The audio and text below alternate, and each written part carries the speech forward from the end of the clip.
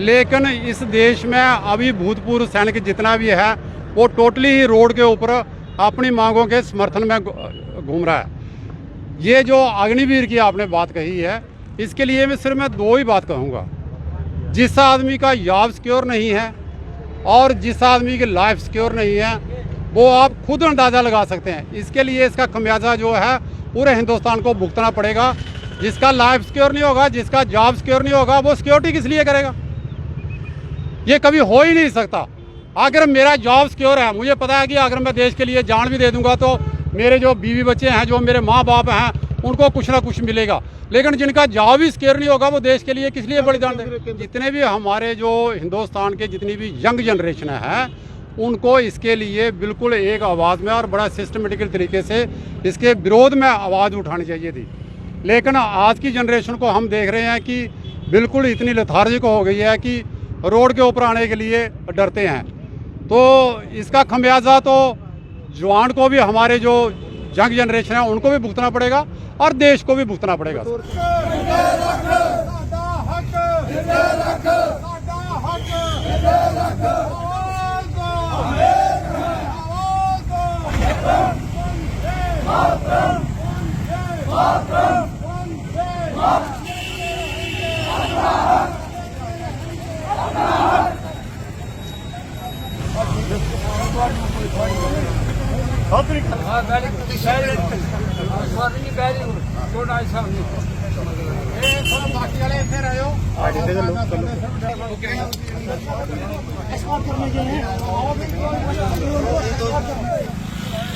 सादा हक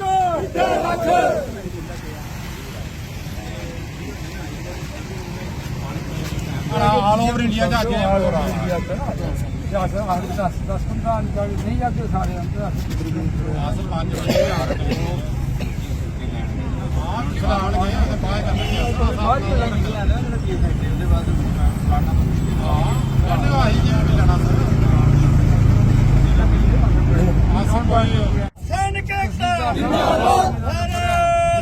की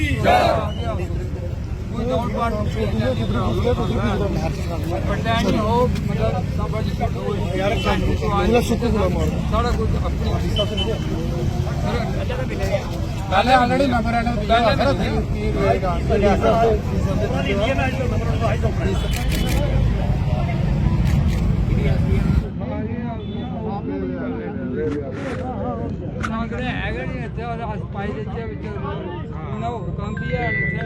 कि मैं Manohar Singh, president JK serviceman welfare association.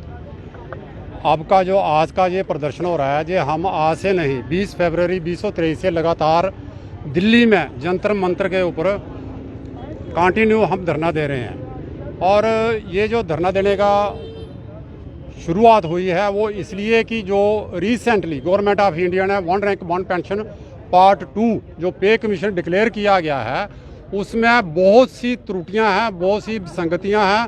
और सबसे ज़्यादा अगर मैं ये कहूँ कि जितनी भी हमारी इंडियन आर्मी हो, चाहे एयरफोर्स हो, चाहे नेवी हो, उसमें जितने भी रैंक होल्डर्स हैं, जैसे नायब सूबेदार हैं, सूबेदार मेजर हैं, ऑर्डिनरी लेफ्टिनेंट हैं और ऑर्डिनरी कैप्टन हैं, इनको इस बार पे कमीशन में ये पहली बार है हिंदुस्तान की आज़ादी के बाद कि इन 5 रैंक को तो बढ़ाने की दूर रही, इनकी कम कर दी गई है पेंशन। और उससे भी ज़्यादा शर्मनाक बात यह है कि जिन बच्चों ने, जिन जवानों ने, जिन वीरों ने हमारे देश के लिए कुर्बानियाँ दी थी, उनके जितने भी चाहे फैमिलीज हैं, चाहे पेरेंट्स हैं, उनके लिए इन्होंने एक पैसे का भी बेनिफिट नहीं दिया है। तो इसलिए आज ऑल ओवर इंडिया में फेडरेशन ऑफ वेटरन एसोसिएशन, जो हमारी ये जितनी भी पूरे हिंदुस्तान की जितनी भी एसोसिएशन थी, उनका एक जो है वो एसोसिएशन बनी है जिसका नाम है फेडरेशन ऑफ वेटरन एसोसिएशन। उनकी कॉल के ऊपर आज 100वें दिन के ऊपर हमने जितने भी हमारे हिंदुस्तान की तहसील हेडक्वार्टर हैं, वहाँ पे जा कर के हमने जो 3 अप्रैल 2023 को जो मेमोरेंडम दिया था ऑनरेबल अपने डिप्टी कमिश्नर के थ्रू, और उसके बाद 30 अप्रैल को जितने भी हमारे डिस्ट्रिक्ट के मेंबर ऑफ पार्लियामेंट थे उनके थ्रू हमने जो मेमोरेंडम दिया था, उसका आज हम तहसील लेवल से लेकर के DC ऑफिस तक उनका रिमाइंडर देने के लिए आज हम ये सारे इकट्ठे हुए थे और उसका प्रदर्शन जो है वो आज हम सर, कर क्या रहे हैं। देखते हैं कि सैनिक जो है वो जो नौकरी कर चुके हैं वो तो अपनी पेंशन के लिए लड़ रहे हैं, वो तब क्यों नहीं लड़े जब अग्निवीर के माध्यम से 4 वर्ष कर दिया गया, उन्हें पेंशन की स्कीम भी नहीं है, पेंशन का लाभ नहीं है और अन्य लाभ खत्म कर दिए गए आर्मी के या सुरक्षा बलों के। देखिए, मैं ये आपको कहना चाहूँगा इसके बारे में जी कि किसी भी देश का ये एक दुर्भाग्य होता है कि उसका भूतपूर्व सैनिक जो इतनी एज में, आप देख रहे हैं ये कितने 90 साल के हैं, इतने बुजुर्ग लोग हैं, इनका अब का समय जो है वो आराम करने का है। लेकिन इस देश में अभी भूतपूर्व सैनिक जितना भी है वो टोटली ही रोड के ऊपर अपनी मांगों के समर्थन में घूम रहा है। ये जो अग्निवीर की आपने बात कही है, इसके लिए मैं सिर्फ 2 ही बात कहूँगा। जिस आदमी का जॉब सिक्योर नहीं है और जिस आदमी की लाइफ सिक्योर नहीं है, वो आप खुद अंदाज़ा लगा सकते हैं। इसके लिए इसका खमियाजा जो है पूरे हिंदुस्तान को भुगतना पड़ेगा। जिसका लाइफ सिक्योर नहीं होगा, जिसका जॉब सिक्योर नहीं होगा, वो सिक्योरिटी किस लिए करेगा? ये कभी हो ही नहीं सकता। अगर मेरा जॉब सिक्योर है, मुझे पता है कि अगर मैं देश के लिए जान भी दे दूंगा तो मेरे जो बीवी बच्चे हैं, जो मेरे माँ बाप हैं, उनको कुछ ना कुछ मिलेगा। लेकिन जिनका जॉब ही सिक्योर नहीं होगा, वो देश के लिए किस लिए बलिदान देंगे? केंद्र सरकार का ये जो अग्निवीर का फैसला था जो गलत और एंटी यूथ है।